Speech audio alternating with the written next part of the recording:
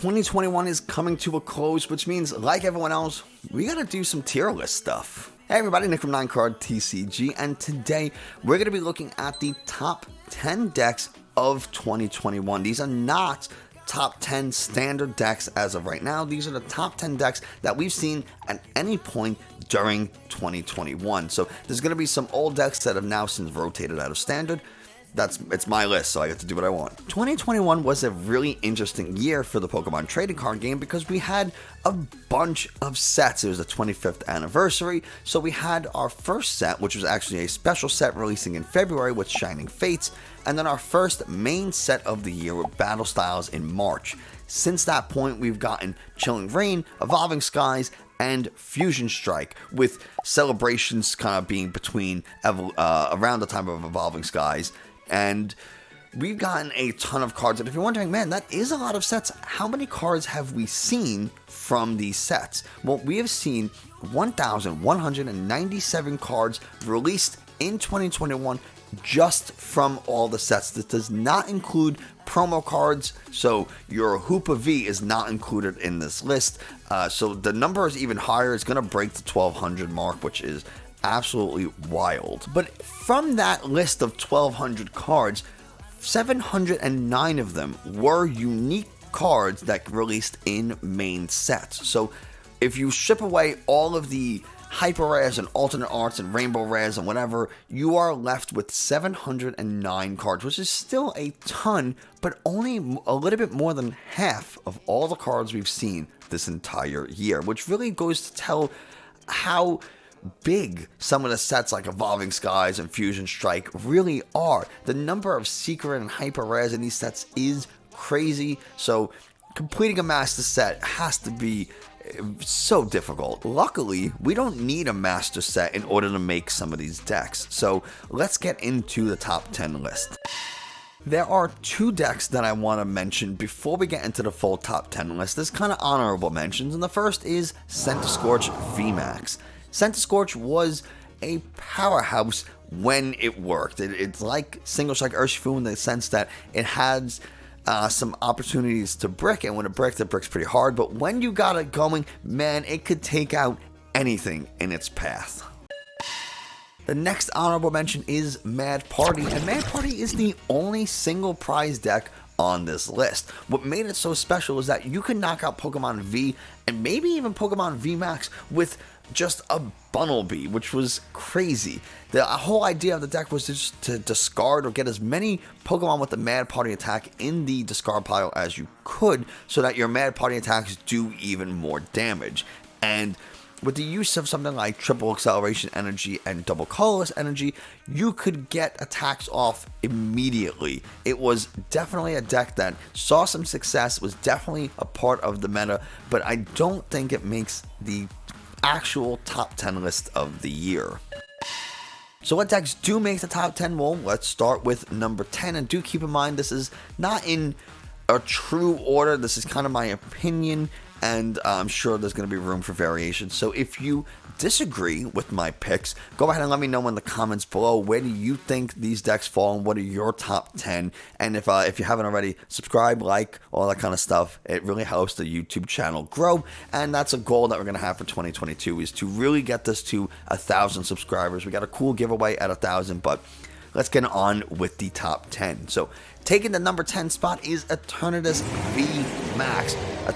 There's no denying it. Eternatus is an incredible deck. It's kind of refining its place in the meta currently, but previously Eternatus was a powerhouse. I mean, it has a massive and 340 HP, which I believe is the biggest native or base HP we've seen of any Pokemon ever. It has a crazy ability that lets you put 8 Pokemon on your bench, and your attack, Dread End, does 30 damage for each dark Pokemon you have in play. And it only takes, like I said, 2 energy to do, so you're doing 270 damage as early as turn 2 if things go really, really well. One of the reasons this deck was so powerful is that Tag teams were still in play when this deck was released, and tag teams have on average between 250 and 280 health, which means you're easily taking knockouts on these 3 prized Pokemon. So getting your Eternatus onto the field, filling up your bench, and then just hitting that boss's order to take an immediate 3 prizes meant half the game was over before it ever even started. Number 9 is Victini Vmax. Now, Victini Vmax at the moment might not seem like a top 10 deck, but previously it was. We were talking about a time where you had a combination of Vs, Vmax, and tag teams, so people weren't as eager to play Vmaxes. You might have a V on the bench for a turn longer than you normally would, and Victini was really able to take advantage of that. Max Victory does 100 damage, but if you hit a Pokemon V, it does an additional 120 damage. We also, before rotation, had access to things like Giant Hearth, Welder, and Fire Crystal, which really let you set up your Victini really quickly. You also had the complement Pokemon of Heatran GX, which was able to just output a ton of damage if you had a bunch of fire energies in play. So Victini was a menace for those, blossoming Pokemon V decks as we got ready for the transition from GX and tag teams to only Vs. But even now, Victini went hammers, and there was a no-flip Tinny deck that had won a tournament recently. They can be a real nuisance for Pokemon V. Number 8, Suicune Ludicolo. From the time this released in Evolving Skies, there was no denying it. It was a tier 1 deck. It took a little bit of time to get the ratios and everything kind of optimized, but once we did, this deck took off, saw massive success. It's still a tier 1 deck at the moment. It's just unfortunate that Mew is even better, but some of the best decks in the format do struggle with Suicune. It was one of, and still is, a very good check to something like Single Strike Urshifu, which we'll get to in just a second. But what makes Suicune Ludicolo so good is that it is a 2-prize deck that can switch between staying 2-prize and being consistent, knocking out Pokemon Vs, or you have the ability to jump up in damage massively thanks to Ludicolo's enthusiastic dance ability, where you can take knockouts on Pokemon Vmax to help close out games just a little bit faster. It is a very fast-paced deck. It has everything you want. It has draw, energy acceleration. You can knock out Pokemon V and Vmax. What more do you need from a deck? Number 7 is, of course, Single Strike Urshifu, my personal favorite deck, which may or may not have influenced this spot on the top 10, but ever since the release of Umbreon, also in Evolving Skies, Single Strike has skyrocketed to the top of the charts. There were times where it was the best deck in the format, there were times where it was number 2, and it's still honestly a tier 1 choice, and you can, at the moment, never really go wrong with Urshifu. The reason why I'm a little reluctant to put it as high on this top 10 list as I am, or as I did, was because when it first released, Single Strike Urshifu saw very little success and therefore very little play. There's no good energy acceleration for fighting, you had to rely on Houndooms, and you didn't have the gusting power that Umbreon provides. Tyranitar is a terrible dark type attacker, so you didn't have a very good psychic counter either. It also released at a time where Mewtwo Mew GX was extremely popular, and it was very difficult to deal with. But once those rotated, it became such a force, and still is an incredible force, which is why I do think it deserves a spot on the top 10 list of 2021. Just maybe not number 7, but I'm a little partial, and like I said, my list, my rules. Going into this number 6 spot, we have Zacian Luc Metal. This deck was played a ton in the Players' Cup and saw really good success, and for reasons.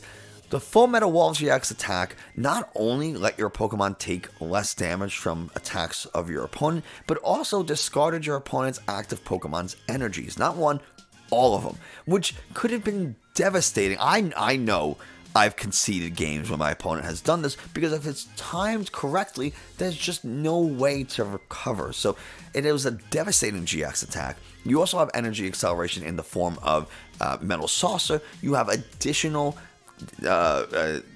defensive capabilities with Metal Goggles, and even to a lesser degree, Cape of Toughness. Tool Scrappers and Chaotic Swells were really annoying. This deck had everything to make it the ultimate wall deck. Jerry wanted to join me for the top 5, so we have to do that. At number 5, we have Shadow Rider Calyrex Vmax. When this deck released, it was everywhere, and it took some really good tournament placements. The problem is it fell off because of the rise of dark types between Gengar, the resurgence in Eternatus, and most notably Single Strike Urshifu. Dark types really do keep this deck down, but ultimately it is an incredible deck. It has extreme damage output, it has incredible energy acceleration and draw power. I mean, what more do you need from a deck in order to really succeed with it? Alcremie is another great attacker. In case you are playing a dark type, now you have something that's not weak to dark, and it's just overall an incredibly powerful, fast-paced deck, and it could take a couple of turns to get rolling, but once you do, it's like an avalanche. There's just no stopping it. Number 4, we have Rapid Strike Urshifu. This deck was, right before rotation, was played a ton. It won the Players' Cup, and it won another major online tournament at the time, even before rotation happened. And during that time, everyone was saying Rapid Strike Urshifu is going to be the number 1 undisputed best deck in the format because we're losing bench Barrier Mew, so nothing is going to protect our bench. Luckily, it didn't become the extremely oppressive deck that we expected it to, and that's partially because Henry Brand came up with the idea to use Dragapult as a really good fast counter to Urshifu, and once rotation happened, Dragapult really picked up, but after some time it kind of really fell off. But Rapid Strike Urshifu was and still is an incredible deck. It's been made better with the addition of Melanies and quick shooting Inteleons. There's just nothing that this deck doesn't do. It's really fast paced. You can get a bunch of energies, a lot of search options between Octilleries, and utilizes the Shaded Dealings engine really, really well. It's just an incredibly strong deck. Raihan made it even better, and you can cover your weaknesses using Galarian Moltres. It's a very adaptable deck. It works really well with something like Sylveon. There's so many ways that you can adjust and modify the Single Strike Urshifu archetype to fit your needs for the meta, which is why it's so high on this list.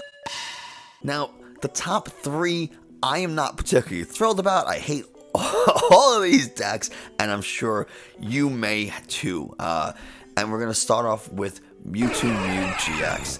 This deck, especially towards the closer to rotation, this deck was everywhere. It was paired with everything. There were Rapid Strike Urshifu Mewtwo decks. There were Rillaboom Engine Mewtwo decks. There was the Dark Box type. And it was paired with everything and anything because it can use any attack from any GX Pokemon as long as its ability wasn't inhibited.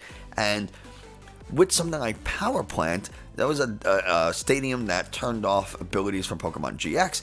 That was like its biggest counter, but it ran Chaotic Swells, which was a stadium card that if your opponent played on stadium on top of it, would just discard the other stadium. So Power Plant really wasn't as big of an issue as it could have been. But man, Mewtwo Mew GX was just everywhere, and it was really the only reason that Jirachi GX with the Psychic Zone ability saw any play, and it's what made Single Strike and Rapid Strike Urshifu viable in that format. But man, I remember getting so frustrated playing against all these different variants and variations of Mewtwo Mew. I couldn't take it as someone who mainly played Single Strike for some reason. Number 2 is another Mew, and it's the current Mew Vmax from Fusion Strike. I mean, it does 310 turn 2 with, or its first turn with Meloetta, and the insane draw that Genesect provides is unlike anything we've seen. Personally, I think it does need an errata to say that it's once per turn instead of once during a turn, but that's a conversation for a different video.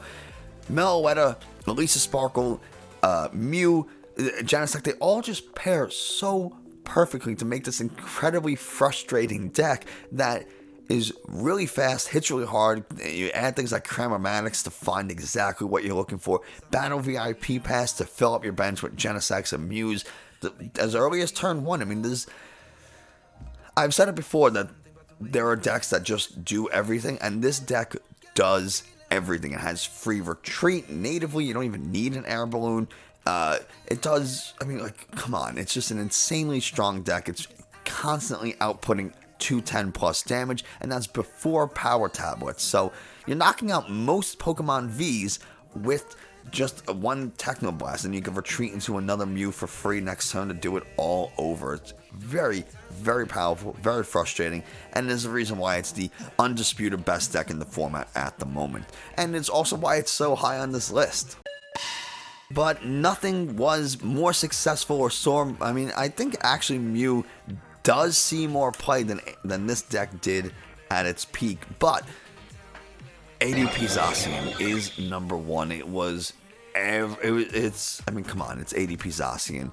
The Alter Creation GX attack was so unbelievably annoying that not only did it boost your Pokemon's attacks for the rest of the game, but you took an additional prize card for every Pokemon you knocked out. How is that? How did anybody think that that was okay to print? I mean, come on. On top of that, I forgot what the attack is called, the Ultimate Ray attack, accelerated energies to your bench however you want it. The entire card was a huge mistake. It had virtually no weakness.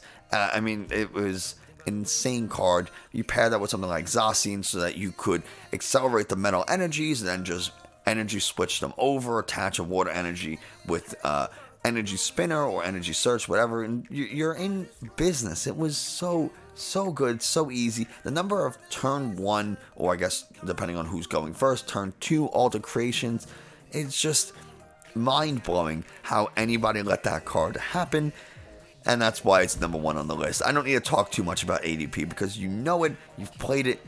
Either you played against it and you hated it, or you played it and you laughed as your opponents cried. And personally, I'm super happy to see it have be limited or relegated to expanded, where it belongs, away from me in standard. That's going to do it for us today with the top 10 decks of 2021. Like I said, let me know what you think of the top 10. What's your top 10? Do you have a different list? Jerry wants to wish you a great holiday, and he wants to, oh, look at this handsome boy. Okay, bye-bye.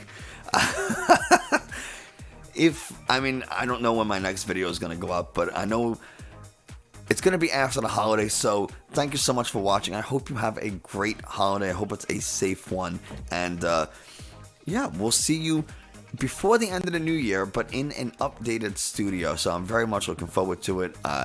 Like, subscribe, comment, all that kind of stuff. Share the video, it helps tremendously. I said all that previously, and I will see you next time.